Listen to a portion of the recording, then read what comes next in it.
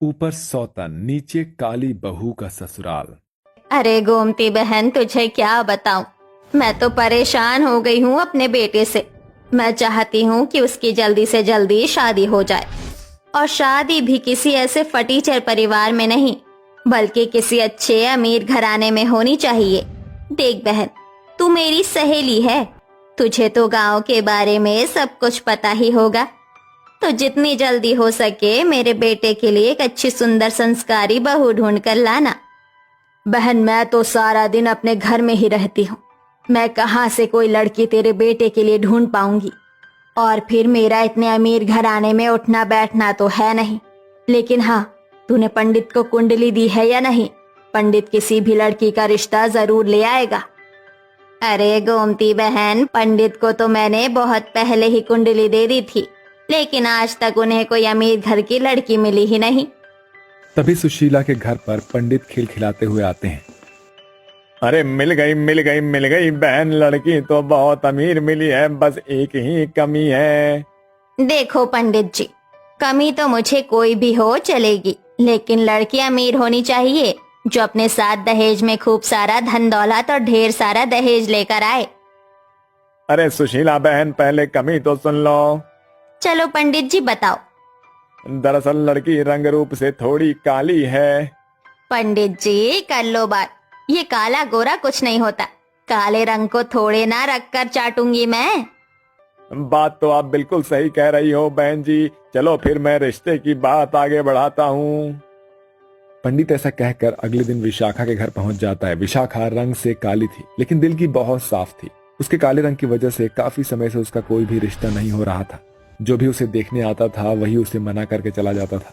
पंडित विशाखा और उसकी माँ से कहता है, अरे बहन जी, इतने अच्छे घर का रिश्ता है ना कि मैं आपको बता नहीं सकता। ललिता बहन, मेरी मानो आंख मूंद कर अपनी बेटी की शादी इस घर में कर दो। एक तो लड़का भी गोरा और सुंदर है, ऊपर से उसकी माँ बहुत अच्छी है। देखना, हमारी विशाखा उनके घर में बहुत राज करेंगी। अगर ऐसी बात है पंडित जी, तो फिर मुझे कोई दिक्कत नहीं है। मेरी तरफ से रिश्ता पक्का कर दीजिए। देखना, मैं अपनी बेटी की शादी में 4 चांद लगा दूंगी। बहुत पैसा लगाऊंगी अपनी बेटी की शादी में। ललिता के कहे अनुसार वो शादी में बहुत पैसा लगाती है और अपनी बेटी को दहेज में खूब सारा सोना, पैसे, अलग अलग प्रकार की गाड़ियां और खूब सारे हीरे और गहने भी देती है।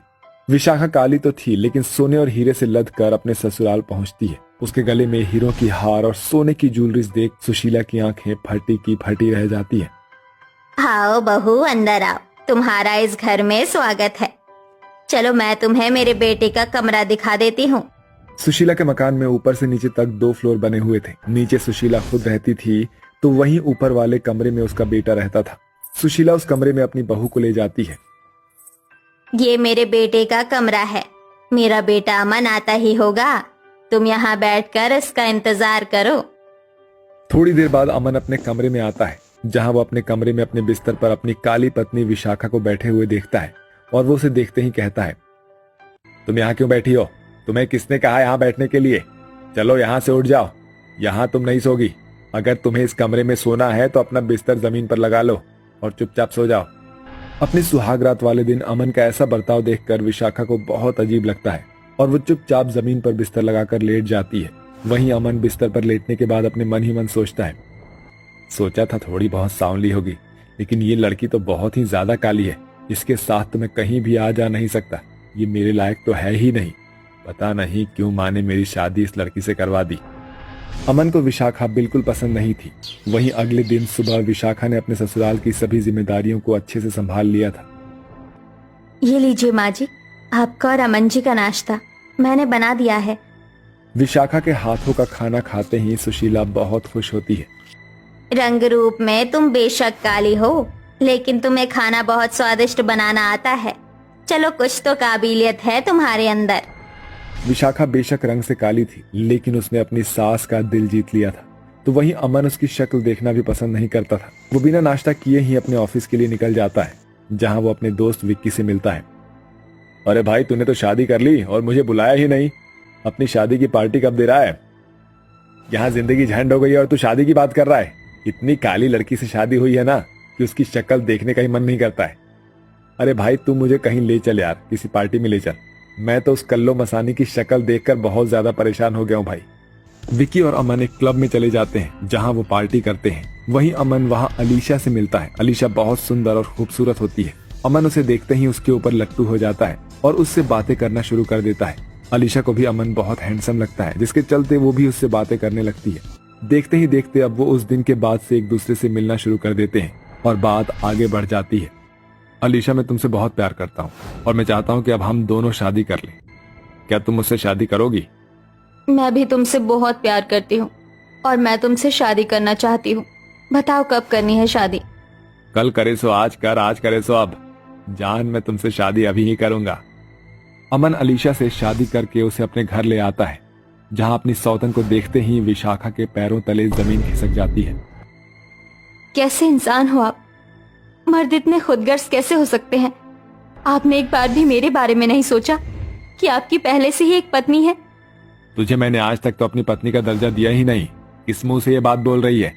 अगर इस घर में रहना है तो अपनी चोंच बंद कर और अपना ऊपर से सामान निकाल ले। आज से ऊपर मेरी पत्नी अलीशा रहेगी और तू नीचे रहेगी।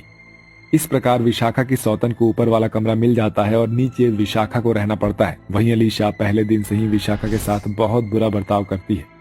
तुम यहाँ क्या कर रही हो? जाओ मेरे कमरे को अच्छे से सजाओ। लगना चाहिए कि आज तुम्हारे पति के साथ मेरी सुहागरात है। बेचारी विशाखा रोते हुए कमरे में आ जाती है और उस कमरे को बहुत अच्छे से सजाती है। उस रात बेचारी विशाखा को रसोई में सोना पड़ता है। ऐसे ही धीरे धीरे कुछ दिन बीतने लगते हैं और अब अलीशा और अमन के बीच में कुछ लड़ाइयां भी शुरू हो जाती है। जब देखो तब फोन पर लगी रहती हो, हैं? तुम्हें कुछ काम नहीं है क्या? और ऊपर से हमेशा मुझसे पैसे मांगती रहती हो। जब औकात ही नहीं थी मेरे खर्च उठाने की तो क्यों की शादी मुझसे? अरे तुम जैसे 36 आते हैं और 36 जाते हैं। मेरी मत ही फिर गई थी जो मैंने तुमसे शादी की। उनके बीच के ये झगड़े खत्म ही नहीं होते थे। एक दिन आधी रात के समय अमन अलीशा को फोन पर बात करते हुए सुनता है। मछली पूरी तरह जाल में फंस गई है। अरे तुम तो जानते ही हो हमारे पास पैसों की कितनी कमी थी और मैं इस घोचू से प्यार नहीं करती। बस 1-2 दिन में मैसेज डिवोर्स के चलते खूब सारा पैसा और इसके सारे गाने हथिया लूंगी। उसके बाद हम दोनों एक लग्जरी लाइफ जिएंगे। ये सुनते ही अमन अलीशा के मुंह पर एक जोरदार तमाचा मारता है। तो ये प्लान था तुम्हारा, है ना? तुम्हें क्या लगता है कि मैं बहुत आसानी से तुम्हें सब कुछ करने दे दूंगा? ये सब हाँ?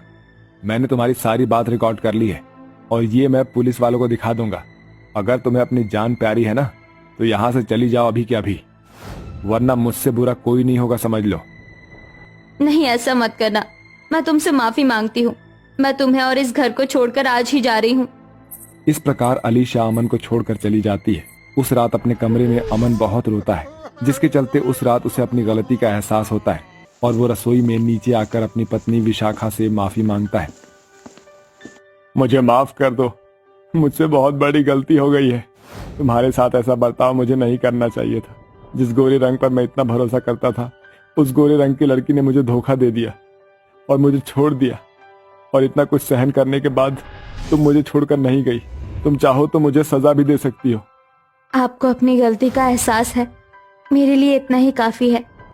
अमन उस रात विशाखा को अपने कमरे में ले जाता है और उस दिन के बाद से अमन विशाखा के साथ खुशी खुशी रहने लगता है। गजेंद्र अपने ऑफिस में बैठा होता है, तभी अचानक से उसकी तबीयत खराब हो जाती है, जिसके चलते वो अपने मैनेजर को बुलाता है। रूपक, जल्दी से एम्बुलेंस और मेरी बेटी को कॉल करो। हाँ। रूपक एम्बुलेंस और उसकी बेटी वेरोनिका को कॉल करता है। वेरोनिका, तुम कहाँ हो? तुम जल्दी से ऑफिस में आ जाओ। तुम्हारे पिताजी की तबीयत बहुत ज्यादा खराब है। मैंने एम्बुलेंस को तो कॉल कर दिया है, लेकिन अभी तक एम्बुलेंस आई नहीं है। तुम जितनी जल्दी हो सके ऑफिस में आ जाओ।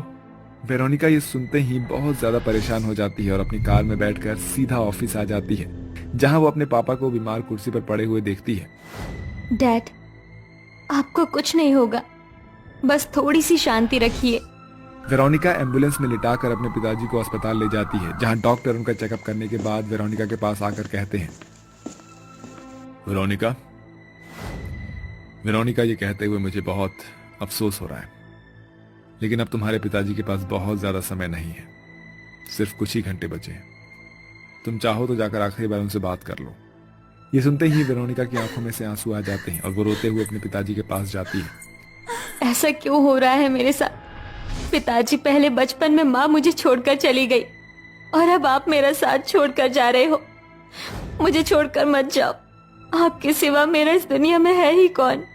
वेरोनिका को रोते हुए देखकर गजेंद्र भी रोने लगता है और वो रोते हुए कहता है, वेरोनिका, भगवान की दुआ से तुम्हारे पास किसी भी चीज की कोनो कमी नहीं है। माना कि अब मैं इस दुनिया को छोड़कर जा रहा हूँ, इसलिए मैं तुम्हें जाने से पहले बता रहा हूँ कि रूपक बहुत अच्छा है और मैं जानता हूँ तुम भी उससे बहुत प्यार करती हो। अपनी जिंदगी की एक नई शुरुआत रूपक के साथ करना, वो बहुत अच्छा इंसान है। इतना कहते ही गजेंद्र भगवान को प्यारा हो जाता है, जिसके बाद वेरोनिका फूट फूट कर रोने लगती है।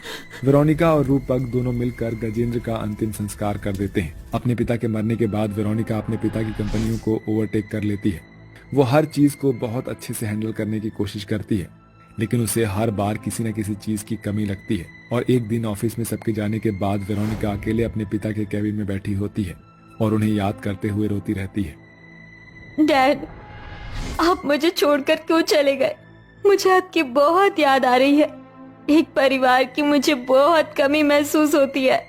उसी दिन रूपक भी लेट से जाता है और वो वेरोनिका को अपने बॉस गजेंद्र के कैबिन में बैठकर रोते हुए देख लेता है। वो टिश्यू पेपर लाकर वेरोनिका को देते हुए कहता है, चुप हो जा वेरोनिका, मैं तुम्हारे साथ हूँ और हमेशा रहूंगा। रूपक को देखकर वेरोनिका अपने मन में सोचती है, पिताजी ने बिल्कुल सही कहा था। रूपक जी बहुत अच्छे हैं, लेकिन मैं बहुत ज्यादा काली हूँ। पता नहीं उन्हें मैं पसंद आऊंगी या नहीं, लेकिन आज मुझे अपने दिल की बात कह देनी चाहिए। क्या हुआ, क्या सोच रही हो? चलो मैं तुम्हें तुम्हारे घर छोड़ देता हूँ। रूपक जी, पिताजी के जाने के बाद मैं बहुत अकेली हो गई हूँ और आप तो जानते ही हो कि मैं आपसे कितना प्यार करती हूँ। क्यों ना अब हम लोग शादी कर ले, इससे मुझे परिवार की कमी महसूस नहीं होगी। रूपक इस बात से बहुत ज्यादा खुश होता है। वो वेरोनिका से शादी के लिए तैयार हो जाता है। अगले दिन रूपक वेरोनिका से शादी करके उसे अपने साथ अपने घर ले आता है। आओ वेरोनिका, वेरोनिका, ये मेरी माँ सविता देवी है और इनसे मिलो। ये मेरी बड़ी भाभी कंचन है और ये मेरी छोटी बहन और छोटा भाई राधिका और रोहन है। इतने बड़े परिवार को देखकर वेरोनिका की आंखों में आंसू आ जाते हैं, लेकिन तभी गुस्से से सविता कहती है, रूपक, मुझे तेरा ये मजाक बिल्कुल अच्छा नहीं लगा बेटा। अरे कहाँ से उठाकर लेकर आया है इस काले कोयले को? जहाँ से भी लेकर आया है इसे वापस ले जा। ये इस घर की बहू बनने के लायक नहीं है। ये सुनकर वेरोनिका को बहुत बुरा लगता है, लेकिन तभी कंचन अपनी सास के कानों में कहती है, लोग तो कुल्हाड़ी पर पैर मारते हैं, लेकिन आप तो खुद पर आई धन लक्ष्मी के ऊपर लात मार रही हो। आपको पता है ये लड़की कौन है? ये वही लड़की है जिसकी कंपनी में रूपक काम करता है। अरे बहुत अमीर है ये। हमारे तो सौभाग्य ही खुल गए। वेरोनिका के अमीर होने का पता लगते ही सविता उससे बहुत प्यार से बात करती है और उसका गृह प्रवेश करती है। रूपक को छोड़कर उसका पूरा परिवार बहुत लालची था। पहले दिन से ही कंचन, सविता और राधिका का लालचपन शुरू हो जाता है। अरे वो तुम्हारे गले का नेकलेस तो बहुत सुंदर है वेरोनिका। जेठानी जी, अगर आपको ये पसंद है तो आप इसे रख लीजिए। वेरोनिका सोने और हीरों का नेकलेस ऐसे ही उतार कर अपने जेठानी को दे देती है। तभी राधिका की नजर वेरोनिका की अंगूठियों के ऊपर पड़ती है और वो उसकी तारीफ करने लगती है। वेरोनिका अपनी हाथों की अंगूठी भी अपनी ननद को दे देती है। वहीं वेरोनिका अपनी सास सविता को कई सुंदर सुंदर बनारसी साड़ियां देती है, जिसके चलते उन सभी के मुंह बंद हो जाते हैं। वेरोनिका के ससुराल में सब अब उसका इस्तेमाल करने लगते हैं। कभी भी किसी को कुछ चाहिए होता है तो वो वेरोनिका से पैसे मांगने लगते हैं। एक दिन वेरोनिका अपने ऑफिस से घर लौटकर आ रही होती है, जहाँ वो रसोई में अपने जेठानी और सास को आपस में बात करते हुए सुनती है। मुझे तो मेरी बहू बिल्कुल भी पसंद नहीं है। अरे है ही नहीं मेरे बेटे के लायक। मेरा बेटा रूपक बिल्कुल चांद का टुकड़ा लगता है और वेरोनिका काला कोयला। सही कहा माँ जी, इतनी काली कलूटी है कि क्या ही बताऊं। लेकिन फर्क भी क्या पड़ता है, काली के साथ साथ अमीर भी तो है। जब से आई है हमारे सारे शौक पूरे हो रहे हैं। ये सुनकर वेरोनिका को बहुत बुरा लगता है और वो वहाँ से सीधा अपने कमरे में रोती हुई चली जाती है और रोते हुए खुद से कहती है, हे भगवान, ये कैसी किस्मत है मेरी। एक परिवार मिला, वो भी मुझे इस्तेमाल कर रहा है। पहले मेरे साथ बुरा कम हुआ था क्या, जो दोबारा से वही हो रहा है। जब मेरी जिंदगी में मेरी माँ नहीं थी तो मेरे रिश्तेदार मेरा इस्तेमाल करते थे। जो दोस्त बने वो सिर्फ मेरी अमीरी को देखकर मेरे साथ रहे। इस पूरी दुनिया में रूपक जी के जितना प्यार करने वाला कोई है ही नहीं। वेरोनिका अपनी किस्मत को लेकर रो रही होती है कि तभी उसका देवर रोहन उसके पास आता है और कहता है, भाभी जी, दरअसल आज मेरे दोस्त का बर्थडे पार्टी है और उसको देने के लिए मेरे पास कुछ भी नहीं है। क्या आप मुझे कुछ पैसे दे सकती हो? रोहन इतना कहता ही है कि तभी राधिका वहां पर आती है और वेरोनिका से कहती है, देखो भाभी, मेरी ड्रेस फट गई है। अब मुझे एक नई ड्रेस चाहिए। बताओ, मुझे कब दिलवा कर ला रही हो? अपने देवर और अपनी ननद को ऐसा कहते हुए देख वेरोनिका को बहुत तेज से गुस्सा आता है और वो गुस्से में अपने सारे प्रॉपर्टी के पेपर निकालती है और उन पर सिग्नेचर करने लगती है, जिसके बाद वो सारे पेपर्स लेकर अपनी सास और जेठानी के पास पहुंच जाती है। इस घर में मेरी इज्जत सिर्फ इतनी है कि मैं एक अमीर बाप की बेटी हूँ। बाकी तो मैं बहुत ज्यादा काली और बदसूरत हूँ। यहाँ तक कि मैं रूपक जी के लायक भी नहीं हूँ। माँ जी, मैंने इस परिवार को हमेशा से अपना समझा था, लेकिन आप लोगों ने हमेशा से मुझे उल्टा सीधा और बहुत बुरा बुरा कहा। लेकिन हमेशा मैं ये सब सहन करती आई, लेकिन मुझसे नहीं होता। अब आप लोगों को पैसे ही चाहिए थे ना? ये लीजिए, मैंने अपना सारा पैसा और सारी प्रॉपर्टी आप लोगों के नाम कर दी है। अब आप लोगों को किसी भी चीज की कमी नहीं होगी। लेकिन आज के बाद मैं इस घर में नहीं रहूंगी। मैं घर छोड़कर हमेशा के लिए जा रही हूँ। वेरोनिका अपनी प्रॉपर्टी के सारे पेपर और सारी वसीयत अपनी सास और जेठानी के नाम करके वहां से जाने वाली होती है कि तभी सविता और कंचन को अपनी गलती का एहसास होता है और वो दोनों उसे रोक लेती है। हमें माफ कर दो वेरोनिका, हमसे बहुत बड़ी गलती हो गई। हमने अभी तक तुम्हारा बहुत इस्तेमाल किया। हमने तुम्हारी फीलिंग्स की कभी कदर नहीं की। तुमने मुझे हमेशा से बड़ी बहन का दर्जा दिया, जो कहा वही दिलाया, और बदले में मैंने तुम्हें क्या दिया? कुछ नहीं, ऊपर से उल्टी सीधी बातें तुम्हारे लिए कही। मुझे ऐसा नहीं करना चाहिए था। आज मुझे अपनी गलती का पछतावा हुआ है। हो सके तो अपनी जेठानी को माफ कर देना वेरोनिका। एक साथ सभी लोग वेरोनिका से माफी मांगते हैं। ये देखकर वेरोनिका को बहुत बुरा लगता है और वो सबको माफ कर देती है, जिसके बाद पूरा परिवार वेरोनिका के साथ बहुत अच्छे से रहने लगता है। उसकी हर एक बात को सुना जाता है और उसे इज्जत भी दी जाती है। ये सब देखकर वेरोनिका बहुत खुश होती है और वो अपने ससुराल में खुशी खुशी रहने लगती है।